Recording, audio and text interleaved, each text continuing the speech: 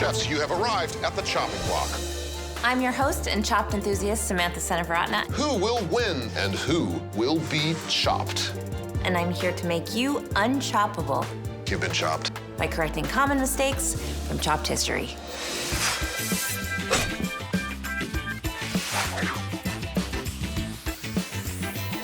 Let's see what today's lesson is, shall we? Oh, wow. This looks like a crime scene. I wonder what happened here.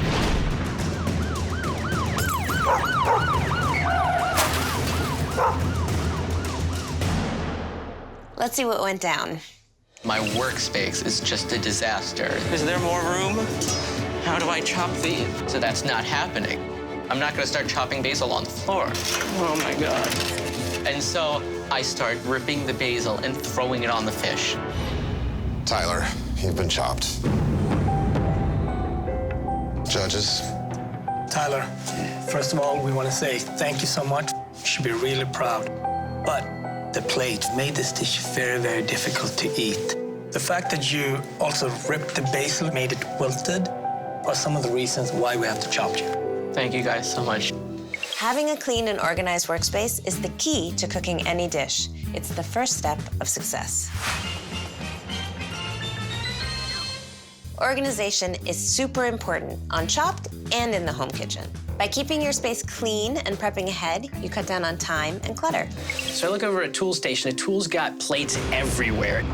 Oh, man. Look at that station.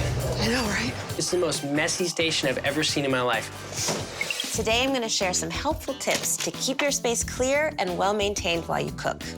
Let's see what's inside my basket. We have popcorn, my absolute favorite food, some dark chocolate, ooh, and some pecans, and some granulated sugar. I love to make chocolate toffee popcorn. So as I cook today, I'm gonna be thinking about how to organize my workspace and my cooking process so that you get that chopped win. Okay, let's get cooking. So the first thing I want to tell you about is mise en place, and this is something that chefs live by. It means to have everything in its place before you get started. So you can see I've sort of laid out all the ingredients I need neatly before I even get cooking, because once it starts going, it's gonna go pretty fast, and I don't want to get lost. I'm actually gonna chop my pecans first, just so that I can do that before everything's cooking and then clean up my station before the next step. I like to use a serrated knife for chopping nuts and chocolate. I think that the little teeth on the knife sort of grip the nuts a little better and they don't fly around quite as much.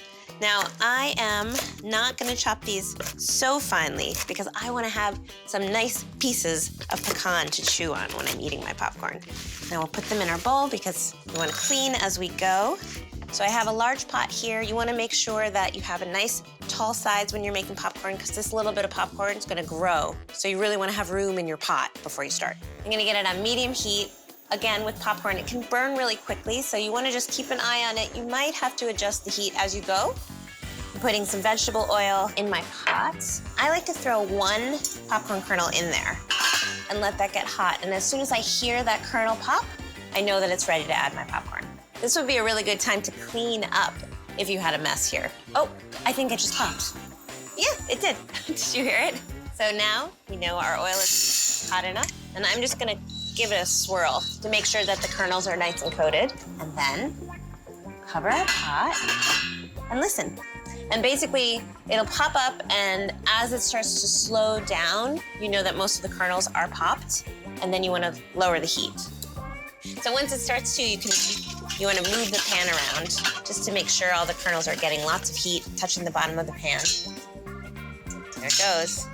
If you have a clear lid, that's a really good thing to use here because then you can just see it without opening it. All right, I'm gonna check. Let's see. I think most of my popcorn is popped. Whoa, still going. It's pretty much settled down.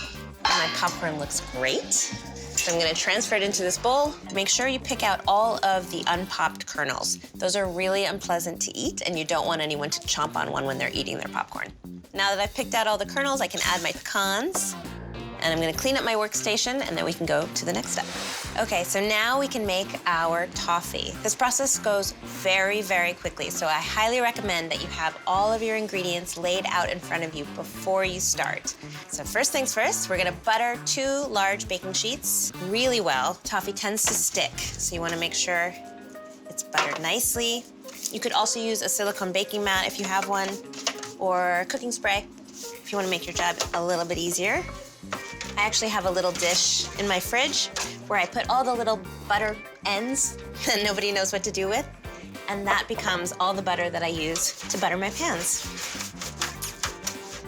I'm gonna get rid of my butter and set these in the back, and now we're gonna make our caramel.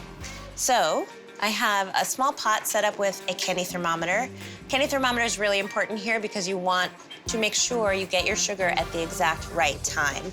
A little more, a little less, it's not gonna coat the popcorn properly, and you're not gonna get a nice crisp shell on it.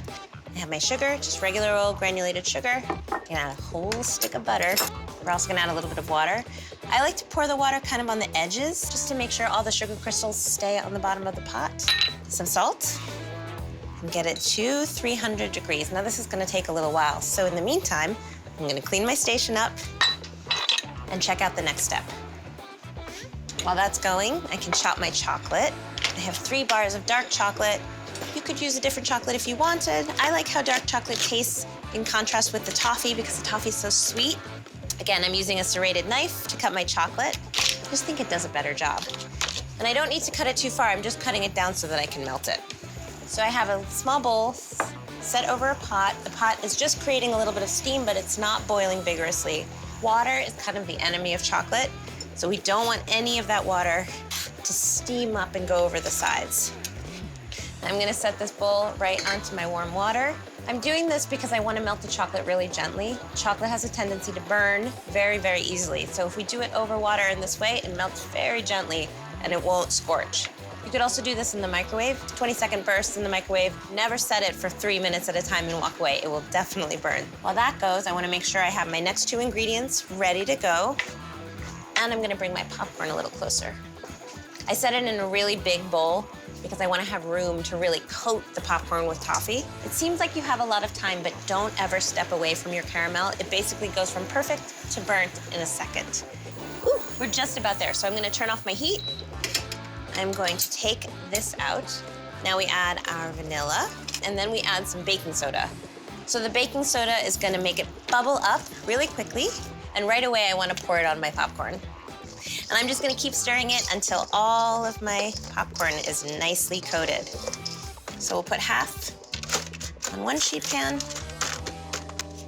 I like to have bigger chunks. You could spread it out into one even layer if you wanted, smaller clusters.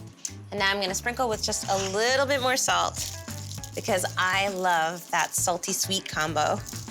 I have one more sheet pan set up with a piece of parchment. It's very important now to set up a nice, clean station with a very clear workflow. You want to have it all going in the right direction so that you're not making a mess or losing track of what you're doing or losing time. Now I can dip my popcorn in. I'm using 2 forks. That's my preferred dipping method. Once it's dipped, just tap it so the excess can fall through the tines of the fork. Give it a swipe, and onto my clean sheet. If at any point your chocolate gets firm, you can always just pop it over that warm pot of water for a couple seconds to loosen it up again. Okay, so I'm gonna finish the rest of my popcorn. I'm gonna throw these in the fridge so that they can harden up, and I'll show you how it all comes together. Okay, so I have a beautiful platter to plate my popcorn. I'm gonna grab my chocolate popcorn from the fridge. It only takes a couple minutes to harden up. Now, since we didn't temper our chocolate, it's going to get soft at room temperature, so you kind of want to do this right before you're going to serve it. I'm just going to mix them up on my platter. Okay, here it is, ready to serve, chocolate toffee popcorn. It looks so good. I'm going to take a little bite. It's so good. Yum. Thank you guys so much.